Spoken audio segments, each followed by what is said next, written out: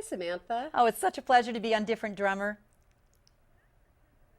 Parents of children with ADHD who make the decision to pursue medication often have to contend with the unfortunate side effect of appetite suppression and resulting weight loss. Does this need to be an either-or is there a middle ground where children can reap the benefits of medication and continue to grow and gain weight at a healthy rate?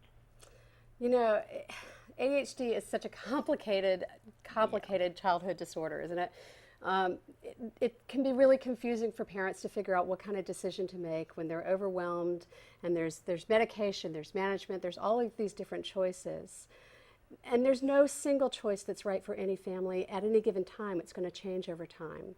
And parents really just need to consult with their medical practitioners and to make the best choices that they can make at any given time, knowing that it's going to change again as the kids develop and change. And that's why this resource that we're here to talk about is so powerful for parents, because it gives them real tips and strategies and ways to information that they can use to make those kinds of complicated decisions, and really understand that they're empowered to make a difference in their kids' life, and they really do make that difference. Oh, ADHD Moments is on a website, adhdmoments.com. And what you'll find there when you click on is dozens of resources, practical solutions, and ideas to help you have a more positive, holistic approach to raising a child with ADHD. You'll see categories, for instance, that are the biggest challenges parents wanted answers to: family relationships, parenting strategies, how to work with that teacher, as well as sleep. It has dozens of little videos, articles that you click on, and it'll give you the solutions that you're looking for. Hyperfocus is something many who have ADHD also have. What strategies do you suggest for parents and educators to help them to make the most of a child's ability to hyperfocus? Well, you know, again, there are so many resources on this site to give parents. It sort of depends on where the hyperfocus is showing up and how it's sort of playing out. Sometimes hyperfocus can be a great thing, and you want to help kids get motivated, because oftentimes it's motivation that's keeping them engaged. It's a passion. But then other times hyperfocus can be a challenge, like when you want to pull your kids away from something, and then you've got to teach them how to sort of let go of that.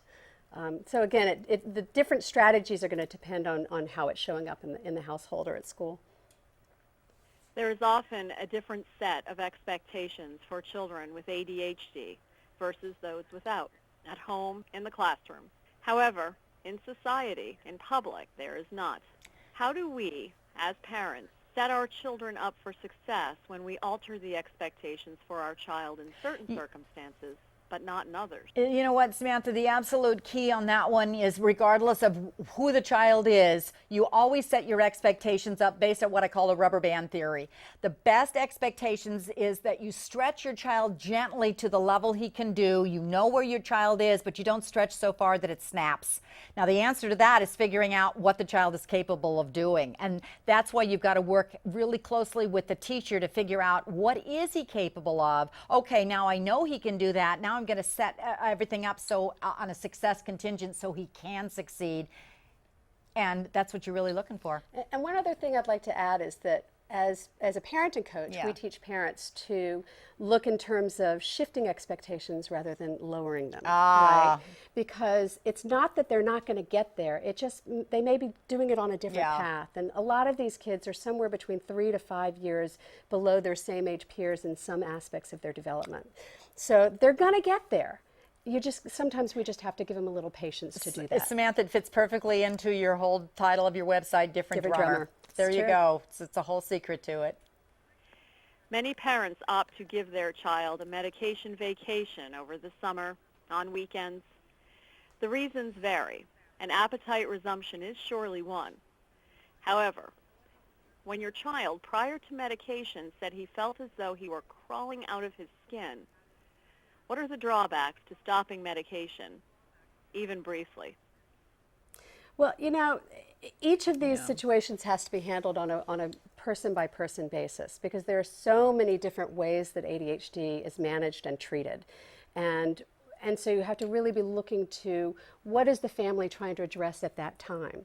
So that's the kind of thing that would need to be discussed with a medical practitioner to make that kind of decision. It's not, there's no blanket answer to it. What's most important for parents to understand is that there are a huge range of options available, that we want to make sure they have a really full toolkit so that they can make the different choices that they need to make depending on what's happening in their family's life. And that's why a resource like this is so incredibly powerful.